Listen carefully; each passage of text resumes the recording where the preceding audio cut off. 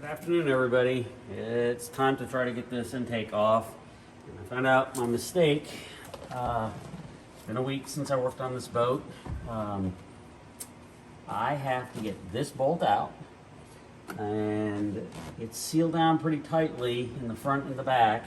But once I get this bolt that I missed, so there are actually 4 and 4, total of 8, not 7 like I initially thought. This was covering it, and apparently maybe I was just too bloody tired. So I'm gonna pull this bolt out. Got a little bit of a different setup here this week. So I believe that one is a 13, and we're gonna take it out. So give me a moment while I do this.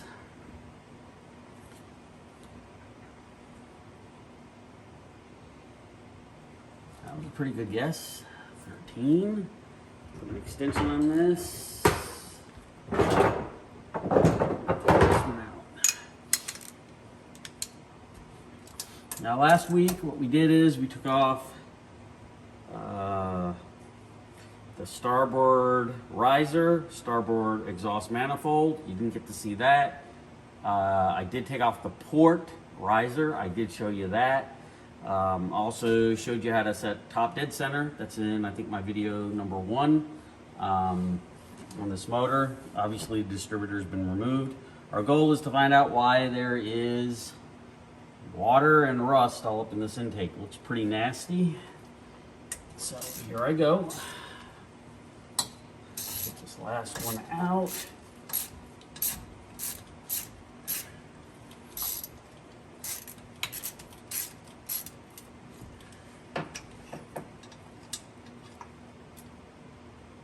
This one looks good too. Nothing but a little bit of rust. If you remember when I took this one out in the back, there was oil and rust. So, that being said, let's see what we can do to get this off. Crawl down here a little bit. Try to pull. It's obviously going to be tight. I can't really find anything to pry against. So, let me do this. I'm going to get something to pry it with, like a little itty bitty screwdriver. I really can't get up underneath here, if you can kind of see. It's going to be really difficult to do the valve covers, right? Okay, let's see. We have this right here. Try to cut some of this away.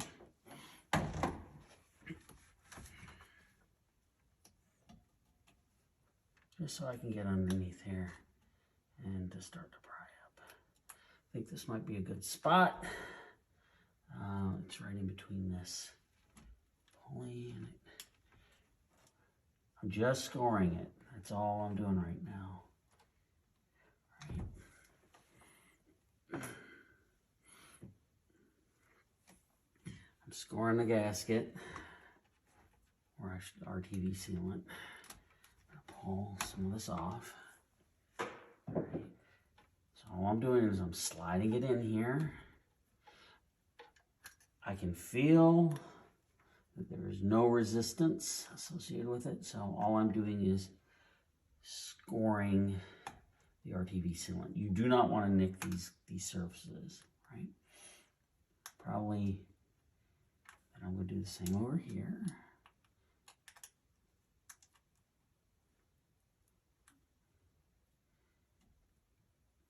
What I'm hoping all I have to do is then take my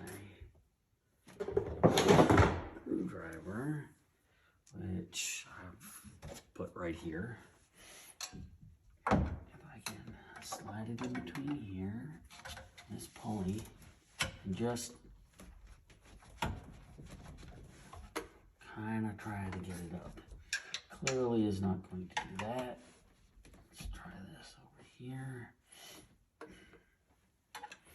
Nope.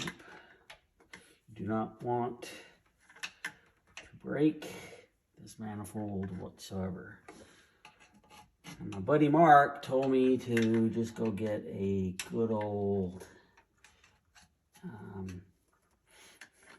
pry bar, throw it down in this intake manifold, run into these runners, just pull up. He knows more about this stuff than I do, but I'm trying to go gentle here before I go crazy, right? And I think at this point, what I kind of need to do, I can kind of see the gasket here.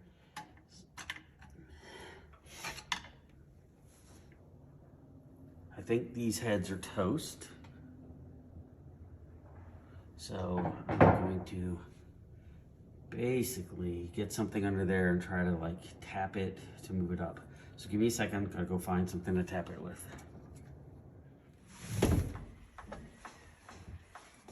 Okay, let's see. We're gonna try this.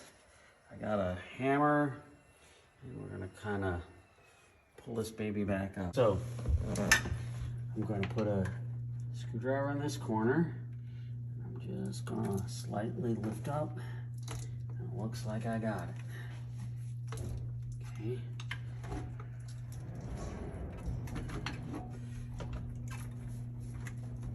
Let's see what we got on that side.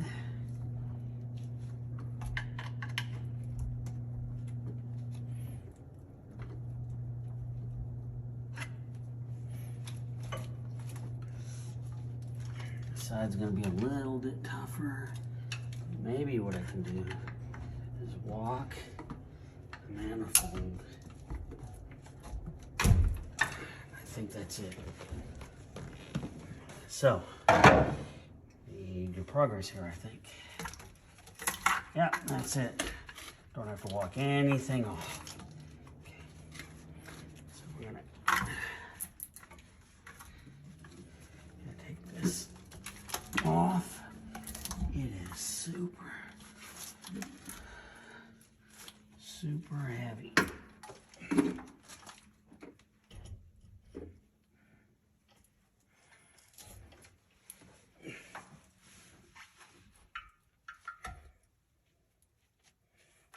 Try to keep as much stuff as we possibly can. Lay that like that. This thing weighs as much as I do, so you're gonna have to hold on a second. I'm gonna try to lift this out of here. I'm gonna give you a closer shot in this valley. I don't know what to make of any of this, other than the fact that it looks like it sucked down a bunch of water. So, and it doesn't look like what I think is wrong with this motor is actually wrong with this motor. Looks like there's no cracks. We'll get a light. We'll go through this area right here. I'm probably standing in your way. Like I said, there may be a crack in the head. There's not a crack that I can tell in this lifter valley. There's a bunch of rust up here. It's kind of weird. And I can't really pull this manifold off with one hand now that I think about it. So I'm gonna pick it up and set it over here. Hopefully I don't drop anything, and maybe we'll be able to determine what happened to this. As you can kind of tell, there's a lot of oil in this lifter valley, so I'm gonna need to get some rags, pull some stuff out. I need to look for what my engine guy said. Look for cracks, which I do not see. But what I do see is there's lots of rust in that intake runner right there. How is it over here?